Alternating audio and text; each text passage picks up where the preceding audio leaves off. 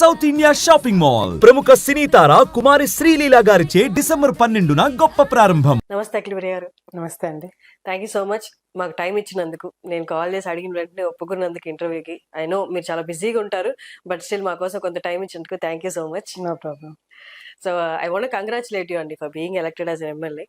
కానీ మీ జర్నీ చూసుకుంటే ప్రీవియస్గా మీరు ఎమ్మెల్యేగా మంత్రిగా ఉన్నా అప్పుడు మీరు చెప్పారు అంటే నేను ఫుల్లీ అప్పుడు ప్రిపేర్డ్ కాదు, బట్ పరిస్థితులు అలా వచ్చాయని. సో మీ జర్నీ యాజ్ ఎన్ యంగ్ పొలిటీషియన్ తీసుకుంటే డిఫరెంట్గా కనిపిస్తుంది. మీరు సిద్ధంగా లేనప్పుడు వచ్చాయి, ఇప్పుడు మీరు స్వతంత్రంగా మీకు విల్లింగ్ తో నిలబడి గెలిచారు. How was it? అంటే అప్పటికి ఇప్పటికి మేజర్ డిఫరెన్స్ అంటే ఏం చెప్తారు? కమిట్మెంట్ అండి. ఎందుకంటే అప్పుడు నాన్న బతుకున్నారు, నేను ఎమ్మెల్యేగా ఉన్నప్పుడు నాన్న ఉన్నారు కాబట్టి మేజర్ ప్రాబ్లమ్స్ కానీ ఏదైనా ఇష్యూస్ కానీ ఎక్కువ కూడా ఆయన హ్యాండిల్ చేసేవాడు. నన్ను ప్రొటెక్ట్ చేయాలి, బలవంతంగా నేను రాజకీయాలకి అఖిలాన్ని తీసుకొచ్చాను, సో తను లైఫ్ తను స్పాయిల్ చేసుకుంటుందేమో, లేకపోతే చాలా వరకు లైఫ్ మిస్ అవుతుందేమో అని చెప్పేసి నాన్న ఎప్పుడు బాధపడేవాడు. సో నన్ను ఎక్కువ ప్రొటెక్ట్ చేసే విషయంలో ఆలగడ్డ ఇష్యూస్ కూడా ఎక్కువ ఆయన హ్యాండిల్ చేసేవాడు. కానీ నాన్న చనిపోయిన తర్వాత ఆ కమిట్మెంట్ కావచ్చు, లేకపోతే ఇన్ని సంవత్సరాలు నా కుటుంబం కావచ్చు, నా కుటుంబ సభ్యులు కావచ్చు, నా తల్లిదండ్రులు కావచ్చు, వాళ్ళు ఆలగడ్డని ఏ విధంగా కాపాడుకున్నారో, ఏ విధంగా చూసుకున్నారు అనేది కూడా మేము దగ్గర నుంచి చూసాము. సో వాళ్ళిద్దరు చనిపోయిన తర్వాత తల్లిదండ్రులు లేకుండా మేము ఎట్లా అనాథలం అయిపోయినామనే ఫీలింగ్ వచ్చిందో కార్యకర్తలు కూడా అదే ఫీలింగ్ వచ్చింది. నాకు కార్యకర్తలు డీలా పడిపోతారనే ఒక ఆలోచన వచ్చినప్పుడు మాత్రము నాకు నేను చెప్పుకోవడం ఒకటి, భూమా నాగిరెడ్డి, శోభా నాగిరెడ్డి కానీ వాళ్ళిద్దరు లేని లోటు కార్యకర్తలకి, ఆలగడ్డ ప్రజలకి చూపించాలంటే ఆ కమిట్మెంట్ తో నేను ఉండాలా, ఎదగాల, అది వాళ్ళకి చూపించాలనే ఒక ఆలోచనతో కూడా నేను మెంటల్ గా చాలా స్ట్రాంగ్ గా అన్ని విషయాల్లో కూడా ప్రిపేర్ అయినాను. సో అప్పటికి ఇప్పటికి నాకు తెలిసి చాలా వరకు లైఫ్ కమిట్మెంట్స్ కావచ్చు, నా వరకే కాదు, నేను, నా తమ్ముడు, నా హస్బెండ్, ఆఖరికి నా కొడుకుతో సహా అందరం కూడా కమిటెడ్ గా ఆలగడ్డలోనే ఉండి ఇక్కడే సమస్యలు చూసుకుంటూ ఇక్కడే ఉండడం జరిగింది. సో ఆ కమిట్మెంట్ అనేది అప్పటికి ఇప్పుడు చాలా పెరిగిందని చెప్పి నేను అనుకుంటున్నా. కానీ మీరు జర్నీలో ఉండి టఫ్ అయ్యి యాజ్ అ టఫ్ పొలిటీషియన్ గా రాలేదు, మీరు వచ్చాక టఫ్ అయ్యారు. నాకు తెలిసి మీరు ఫస్ట్ ఎమ్మెల్యేగా వచ్చినప్పుడు కూడా ఆ నేమ్నెస్ అయితే బాగా ఉండుండేది, అమాయకత్వం కానీ జనాలతో ఎప్పుడు ఎలా రియాక్ట్ అవ్వాలో తెలిసి ఉండేది కాదు కదా. ఈ జర్నీ మిమ్మల్ని టఫ్ గా మార్చింది కదా, బాగా ఎదురు దెబ్బలు కానీ ఇవన్నీ. ఇప్పుడు అన్ని తెలుసుకొని మీరు ఎమ్మెల్యేగా మళ్ళీ కంటెస్ట్ చేశారు. ఇది ఎట్లా ఉంది? ఈ టఫ్నెస్ అనేది సమ్ టైమ్స్ మీకు ఇబ్బందిగా అనిపించదా? స్వతహా నేను అది కాదు కానీ టఫ్ గా ఉండాలి అనిపించినప్పుడు అది ఇబ్బంది అనిపించదా? అంటే వేరే చాయిస్ లేదు నాకు. వేరే చాయిస్ ఉంటే మేబీ డిఫరెంట్ గా ఉండిందేమో. భూమా నాగిరెడ్డి గారు, శోభా నాగిరెడ్డి గారు ఉండింటే ఆబ్వియస్లీ ఇంత టఫ్ గా ఉండాలి, లేకపోతే ఒక పోరాటం చేయాలి అనేది ఉండకపోయిండొచ్చు. వాళ్ళిద్దరు లేరు కాబట్టి ఆ జర్నీలో కూడా మీరు చెప్పినట్టుగా కూడా ఈ సిచ్యువేషన్స్ బట్టి నేను టఫ్ అవ్వడం జరిగింది. అంటే టఫ్ అవ్వడం అంటే ఆ సిచ్యువేషన్ కి ఎట్లా రియాక్ట్ అవుతే కరెక్ట్ అనేది కూడా నేను చేయడం జరిగింది. అంతేకాకుండా మీరు ఇందాక చెప్పినట్టుగా కూడా స్టార్టింగ్ లో అసలు ఏది రాజకీయం అంటే ఏంటో తెలియకుండా సడన్ గా రావడం జరిగింది. సో మీరు ఇందాక చెప్పినట్టుగా కూడా ఎట్లా మాట్లాడాలా, ఎవరితో ఏం చెప్పాలా, ఎలా ముందుకు తీసుకెళ్లాలా ఇష్యూస్ అనేది కూడా ఏది కూడా నాకు అవగాహన లేకుండే. కానీ చెయ్యాలనే ఒక ఇంట్రెస్ట్ ఎందుకునేదంటే ప్రజలకి మంచి చేయాలని ఒక ఆలోచన తప్ప వేరేదేవీ లేకుండింది. సో అది మోటివేట్ చేసింది నన్ను, ఎట్లా ముందుకు వెళ్ళాలా, సిచ్యువేషన్స్ ఎట్లా హ్యాండిల్ చేయాలనేది కూడా అక్కడ నుంచి నేర్చుకోవడం జరిగింది. సో అప్పటికి ఇప్పుడు డెఫినెట్ గా చాలా చేంజ్ వచ్చింది. సిచ్యువేషన్స్ అని ఇంకా బాగా టఫ్ చేశాయి. రేపు పొద్దున ఏ సిచ్యువేషన్ వచ్చినా కూడా నేను హ్యాండిల్ చేయగలుగుతానన్న నమ్మకం నా మీద నాకే కాకుండా ఆలగడ్డలో ఉన్న నా కార్యకర్తలకు కావచ్చు, ప్రజలకి కావచ్చు, నన్ను నమ్ముకున్న వాళ్ళకి కావచ్చు, అది ఎక్కడైనా సరే, ఆలగడ్డనే కాదు నంద్యాలలో కావచ్చు, ఎక్కడైనా సరే నన్ను నమ్ముకున్న వాళ్ళు నేను హ్యాండిల్ చేయగలుగుతాను నమ్మకం ఈ రోజు నా మీద వాళ్ళకు ఉంది. అంటే ఆ సిచ్యువేషన్స్ అన్న ఆ విధంగా తయారు చేసినాయి. కానీ మీరు ఎప్పుడు లోన్లీగా ఫీల్ అవ్వలేదు ఈ జర్నీలో? చాలా సందర్భాల్లో తల్లిదండ్రులు లేని లోటు ఎవరు తీర్చలేదు అంటారు కదా. సో డెఫినెట్ గా లోన్లీనెస్ ఉంటది, బట్ లోన్లీనెస్ ను నన్ను బయటికి తీసుకొచ్చి తల్లిదండ్రుల వాళ్ళ ప్రేమ అభిమానాల నుంచి నన్ను బయటికి తీసుకొచ్చి మేము ఉన్నామనే కాన్ఫిడెన్స్ నాకు ఇచ్చింది మాత్రం ప్రజలే.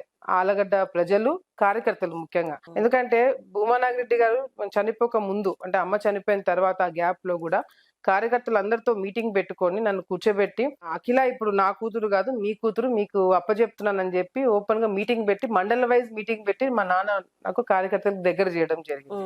సో వాళ్ళిద్దరు లేని లోటు ఈ రోజు నేను ఉండగలుగుతున్నాను, నేను చేయగలుగుతున్నాను అంటే దానికి కారణము భూమా నాగిరెడ్డి గారితో, శోభా నాగిరెడ్డి గారితో ఫస్ట్ నుంచి ట్రావెల్ అవుతున్న కార్యకర్తలే.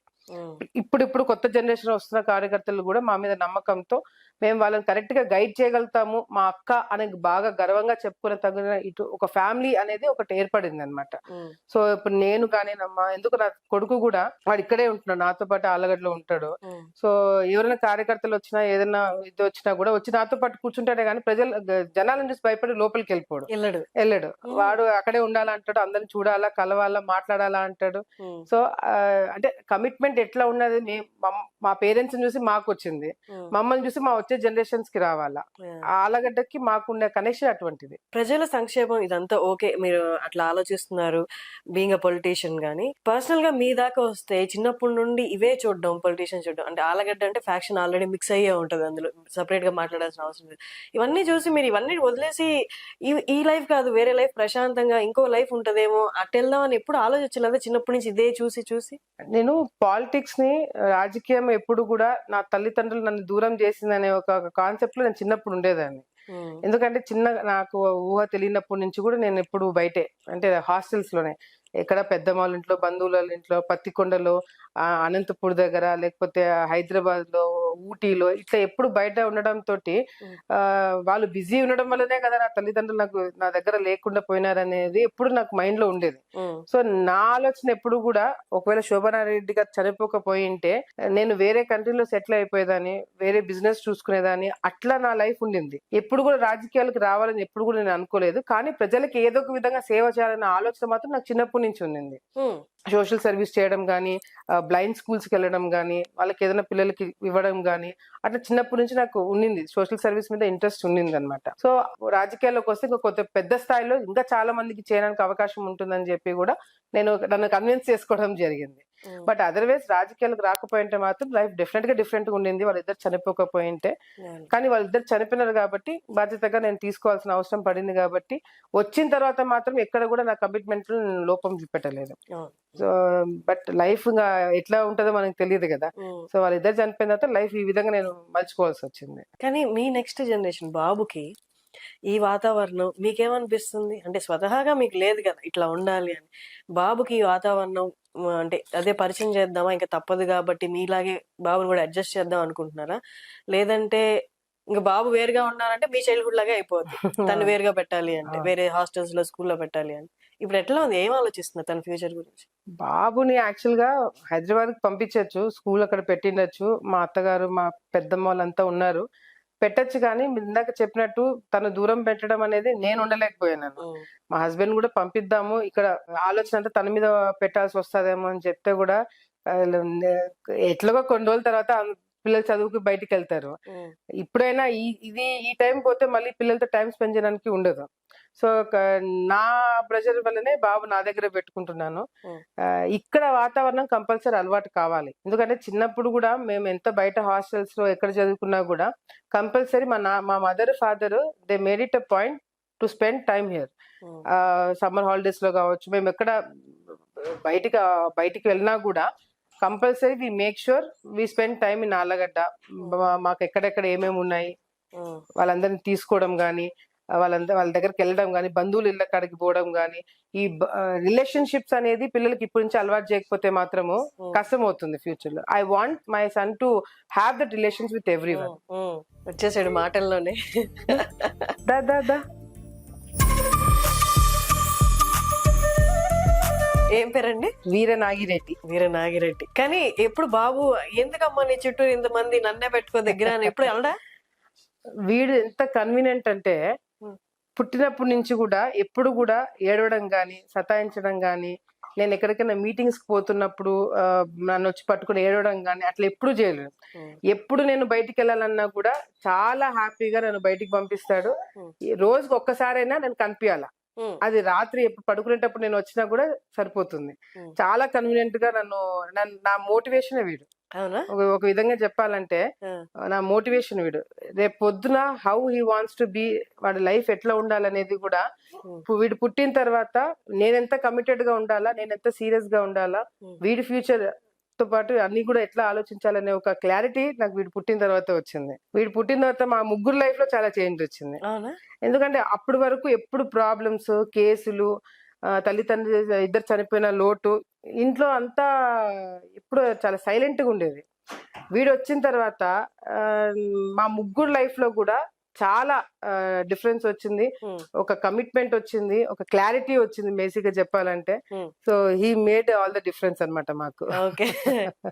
కానీ మీ నేచర్ లో అంటే అంతకు ముందు వరకు మీరు ఒక ఫైర్ అది ఇలా అలా మాట్లాడేవారు జనాలందరూ బయట. కానీ ప్రెగ్నెన్సీ టైంలో ఆడవాళ్ళు అనేవాళ్ళు చాలా నేచర్ సాఫ్ట్ అయిపోతుంది, భద్ర ఎక్కువ సెక్యూర్ గా ఉండాలి అన్న మైండ్ సెట్ వచ్చేస్తుంది అనిపిస్తుంది. మీ నేచర్ లో చేంజ్ వచ్చిందా అప్పటికి? మీ బాబు పుట్టక ముందుకి బాబు పుట్టిన తర్వాత కొంచెం సాఫ్ట్ అని అయ్యాను నేను థింకింగ్ వైజ్ అని, అలా ఏమైనా అనిపించిందా? No, అట్లా ఏం కాలేదు. బికాస్ మా లైఫ్ అట్లా ఉంది. ఇప్పుడు మేబీ పేరెంట్స్ ఉండింటే, మదర్ ఫాదర్ ఉండింటే, నాకు ఈ కమిట్మెంట్స్ లేకపోయింటే maybe it would have been like that. కానీ వాళ్ళిద్దరు చనిపోవడం, నేను ఇందాక చెప్పినట్టుగా వీడు పుట్టిన తర్వాత మాకు చాలా రెస్పాన్సిబిలిటీస్ ఇంకా పెరిగినాయి. క్లారిటీ వచ్చింది ఇంకా ఎట్లా కమిటెడ్ గా ఉండాలా. రేపు పొద్దున he has to be proud of us. ఇప్పుడు నేను నా తల్లిదండ్రులను చూసి ఎంత గొప్పగా గర్వంగా చెప్పుకుంటున్నామో, మాకు అదే నా పిల్లలు వచ్చే జనరేషన్స్ కూడా మా గురించి అట్లే అనుకోవాలన్న ఒక కమిట్మెంట్ మాకు కూడా ఉంది.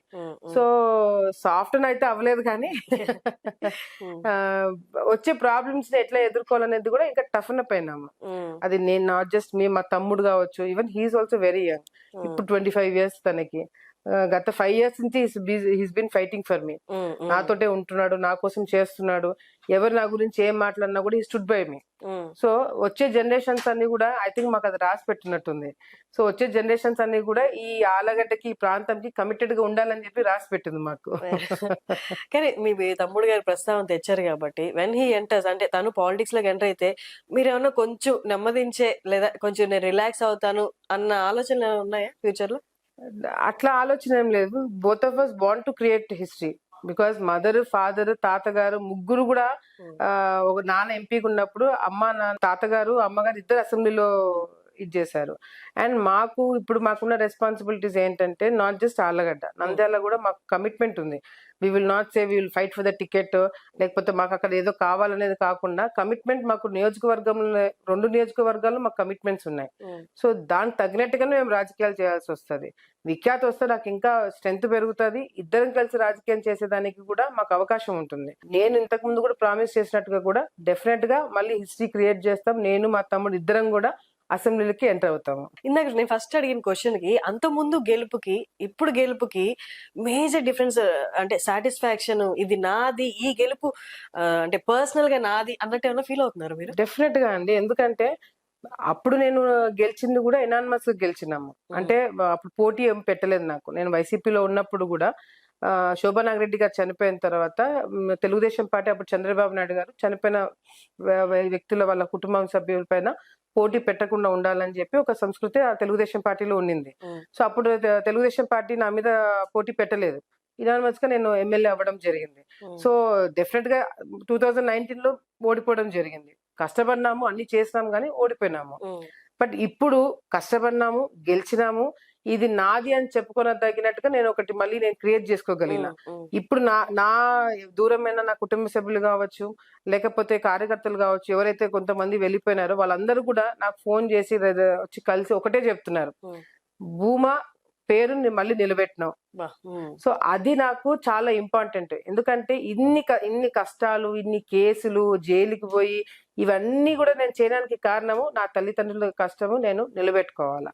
సో దానికి కష్టపడింది, ఈ రోజు ఫలితం దక్కింది. కానీ ఒక్క ఇన్సిడెంట్ నేను చదివినప్పుడు చూసినప్పుడు కూడా అందరికి, నాకు తెలిసి విన్న వాళ్ళందరికీ కొంచెం కలిసి వేసినట్టు అనిపించిన ఇన్సిడెంట్ ఏంటి అంటే, మీరు జైలుకి వెళ్ళినప్పుడు బాబు ఫీడింగ్ కోసము బాబుని తీసుకెళ్ళి ఒక ఫీడింగ్ మామ్ గా మీరు లోపల ఉన్నప్పుడు మదర్ గా, అది కొంచెం అందరికి, ఆడవాళ్ళందరికి కూడా కొంచెం ఇబ్బంది కలిగించిన సిచ్యువేషన్ అనమాట. అయ్యో ఎంత కష్టం వచ్చింది అన్నట్టు. మీరు ఎలా ఫీల్ అయ్యారు? అంటే ఇమోషనల్లీ బాగా డౌన్ ఫేజ్ కదా.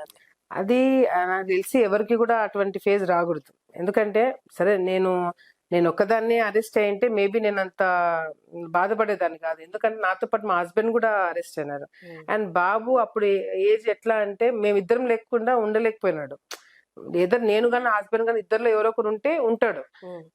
ఇద్దరం లేకపోయేసరికి ఎవరితో ఉండాలా ఎవరు చూసుకునే ఇది కూడా లేకుండింది. మా అత్తగారు ఉండినారు కానీ అంత అలవాటు లేదు. తను హైదరాబాద్ లో ఉంటారు, బాబు నా దగ్గర ఉంటారు కాబట్టి వీడు చాలా ప్రాబ్లమ్స్ వీడు కూడా పాపం ఎదుర్కొన్నాడు. ఊహ తెలియకుండానే వీడు జైలుకి వచ్చేసి నన్ను చూసి ఫీడింగ్ అయిపోయిన తర్వాత వీడిని తీసుకుపోతున్న టైంలో కూడా కానిస్టేబుల్స్ తీసుకుపోయేవాళ్ళు. లోపలికి ఎవరిని ఎంటర్ కానిచ్చేవాళ్ళు కాబట్టి లేడీ కానిస్టేబుల్స్ వచ్చేవాళ్ళు, జైలు స్టాఫ్. వాళ్ళు వీడిని బలవంతంగా తీసుకుపోతున్నప్పుడు మాత్రము ఆ సిచ్యువేషన్ ఏ తల్లికి కూడా రాకూడదని అని చెప్పి నేను ఆ రోజు అనుకోవడం జరిగింది. కానీ వీడిని తీసుకుపోతున్న ప్రతిసారి కూడా ఇటువంటి సిచ్యువేషన్స్ మళ్ళీ రాకుండా ఉండాలంటే నేను ఎదగాల, నేను కష్టపడాలా అని నేను చాలా గట్టిగా నా మనసులో నేను నిర్ణయం తీసుకోవడం జరిగింది. నా కొడుకు కావచ్చు, ఎటువంటి వాళ్ళకి కావచ్చు, తప్పుడు కేసులు పెట్టడం వల్ల ఇటువంటి సిచ్యువేషన్ వచ్చింది. నా హయాంలో డెఫినెట్ గా తప్పుడు కేసు అనేది ఉండకూడదని ఒకటి గట్టిగా నిర్ణయించుకున్నా. రెండోది నా కొడుకు మళ్ళీ అటువంటి ప్రాబ్లమ్స్ రాకూడదు, ఫేస్ కాకూడదు అని చెప్పి కూడా నేను ఆలోచించుకోవడం జరిగింది. కానీ ఇలాంటి పరిస్థితులు రాకూడదు అనుకోవడం ఒకటే, కానీ పాలిటిక్స్ లో ఉన్నారంటేనే పొద్దున్నేస్తే పోరాటమే. అది మనం ఇంటెన్షనల్ గా ఇన్వాల్వ్ అయి చేసామా, లేకపోతే పరిస్థితులు వచ్చినప్పుడు మనం ఎదుర్కొన్నా కూడా అదొక కైండ్ ఆఫ్ కేసు లాగే మారచ్చు పరిస్థితులను బట్టి. కానీ ఇక్కడ ఉన్నప్పుడు అలాంటి పరిస్థితులు రాకుండా చూడాలి అంటే కష్టం కదా. కష్టమే, కాకపోతే వీనిది గట్టిగా తయారు చేసుకోవాలని ఒకటి వీని స్ట్రాంగ్ గా ప్రిపేర్ చేసుకోవాలా. అండ్ రెండోది కూడా మేము మొన్నటి వరకు కేవలము ఆలగడ్డ వరకే మేము పని చేసాము, రాజకీయం చేయలేదు. రాజకీయం చేయాలనేది ఇప్పుడు మాకు అర్థమైంది. సో రాజకీయం ఎట్లా చేయాలా, బయట రాజకీయం ఒకటే చూసుకుంటున్నాం, లోపల చాలా రాజకీయాలు జరుగుతున్నాయి. దాని మీద ఎప్పుడు కాన్సన్ట్రేట్ చేయలేదు. ఎవరైతే మనకి మేలు చేస్తారని చెప్పి అనుకున్నామో వాళ్ళే మాకు కీడు చేస్తారని చెప్పి ఎప్పుడు అనుకోలేదు, అటువంటి ఆలోచన రాలేదు. కాకపోతే ఇప్పుడు అందరినీ కూడా డౌట్ చేయాలా, లోపల రాజకీయాలు చూసుకోవాలనేది కూడా మాకు ఆ రోజు సిచ్యువేషన్ తర్వాత అర్థమైంది. సో అటువంటి సిచ్యువేషన్ రాకుండా చేయాలంటే మా జాగ్రత్తలు మేము ఎట్లా ఉండాలనేది కేవలం బయట శత్రువులే కాదు, లోపల శత్రువుతో కూడా ఏ విధంగా ఉండాలనేది కూడా అర్థమైంది మాకు ఆ రోజు. భార్గవ్ గారు అంతకుముందు అంటే నార్మల్ గా జనాలు అనుకునేది ఆయన కొంచెం రిజిడ్ పర్సనాలిటీ అలా అనుకుంటారు. బట్ ఈ ఎలక్షన్ స్టైల్లో మాత్రం అన్ని సామాజిక వర్గాల్ని కలగలుపుకొని ఆయన ముందుకెళ్లారు. అంటే ఆయన సపోర్ట్ గానీ ఆయనలో అంటే ఇప్పుడు మాకు కనిపిస్తున్న మార్పు గానీ అంటే వాజ్ దట్ అంటే ఇంకా తప్పదు రావాలని కాబట్టి, లేకపోతే ఆయన స్వతహాగా అలా చెయ్యాలనుకుని చేసింది? యాక్చువల్ గా మా హస్బెండ్ గురించి మా మ్యారేజ్ అయిన డే 1 నుంచి కూడా ఈ మొన్నటి వరకు కూడా భార్గవ్ గురించి చాలా రూమర్స్ కానీ తప్పుడు ప్రచారాలు కానీ ఎట్లా మమ్మల్ని చేయాలని చెప్పి చాలా విధాలుగా ట్రై చేస్తారు. మీడియా ద్వారా కావచ్చు, కొంతమంది ఇందాక చెప్పిన లోపల రాజకీయాలు ఎట్లా వాళ్ళని డ్యామేజ్ చేయాలనే ఒక ఉద్దేశంతో కూడా చాలా ప్రయత్నాలు చేసినారు. కానీ ఎప్పుడైతే భార్గవ్ ని దగ్గర నుంచి చూసారో ఇది కాదు ఈయన అనేది ప్రజలకి, కార్యకర్తలకి అర్థమైంది. ఎలక్షన్ టైంలో, ఈ ఎలక్షనే కాదు గత ఎలక్షన్ లో కూడా ఆ విధంగానే భార్గవ్ కష్టపడినాడు. కాకపోతే అప్పుడు చాలా మంది మాకు దగ్గరుండి కీడు చేసిన వాళ్ళు చాలా మంది ఉండినారు, వాళ్ళని మేము గుర్తించలేకపోయినాం. ఈ ఓటమి టైంలో, ఈ 5 సంవత్సరాల ఓటమి టైంలో యాక్చువల్ గా మన వాళ్ళు ఎవరు, మన వాళ్ళు కాదు ఎవరు అనేది చాలా స్పష్టంగా మాకు అర్థమైంది. మా వెంటే ఉండి మాకు వెన్నుపోటు పొడిచిన వాళ్ళు చాలా స్పష్టంగా మాకు అర్థమైంది ఓటమి తర్వాత. సో ఈ 5 సంవత్సరాలు ఈ ఓటమి అనేది నాకు చాలా మేలైంది నా కెరియర్ లో. ఎందుకంటే అసలు రాజకీయాలు నాకు నేర్పించింది, నాకు లైఫ్ క్లారిటీ చూపించింది. ఈ 5 సంవత్సరాలు నేను పడిన ప్రాబ్లమ్స్ కావచ్చు, ఎదుర్కొనే సిచ్యువేషన్స్ కావచ్చు, ఇవన్నీ కూడా నాకు ఇప్పుడు నుంచి నా కెరియర్ కి నాకు చాలా స్ట్రాంగ్ ఫౌండేషన్ అవ్వబోతున్నది. సో అట్లా నేను చూస్తున్నాను దాన్ని. అండ్ భార్గవ్ కూడా ఈ 5 years కూడా నేను కమిట్మెంట్ ఉండడం వేరు, నేను కమిట్మెంట్ ఉండేలాగా చేసింది కూడా భార్గవే. నాకు ఎటువంటి ఫ్యామిలీ ఆబ్లిగేషన్స్ పెట్టలేదు, బాబు ఆబ్లిగేషన్స్ పెట్టలేదు, ఇన్లాస్ ఆబ్లిగేషన్స్ లేవు. ఎక్కడ కూడా నాకు ఆబ్లిగేషన్స్ పెట్టకుండా హ్యాజ్ ఎ లీడర్ నువ్వు ఏం చేయాలో చెయ్యన్నాడు. Not as a Bhuma Nagireddy కూతురుగా కావచ్చు, శోభా నాగిరెడ్డి కూతురుగా కాదు, నువ్వు ఇప్పుడు ఆలగడ్డ ప్రజలకి నువ్వు ఒక లీడర్వి, నువ్వేం చేయాలో నువ్వు చెయ్యి, వీ విల్ ఫాలో యూ, నువ్వు నిర్ణయం తీసుకో, మేమందరం ఫాలో అవుతామని నన్ను ఒక లీడర్ గా తను ముందు పెట్టడం జరిగింది. అది నాకు చాలా ప్లస్ అయింది. అది చేయకపోయింటే నాకు ఈ ఆలగడ్డలు ఈ సిచ్యువేషన్ కూడా ఉండేది కాదు. దగ్గర నుంచి కార్యకర్తలు భార్గవ్ ఒక భూమా నాగిరెడ్డికి అల్లుడుగా కాకుండా ఒక సామాన్య భూమా కార్యకర్తగా పనిచేశాడని చెప్పి ఇప్పుడు కార్యకర్తలకు అందరికి కూడా అర్థమైంది.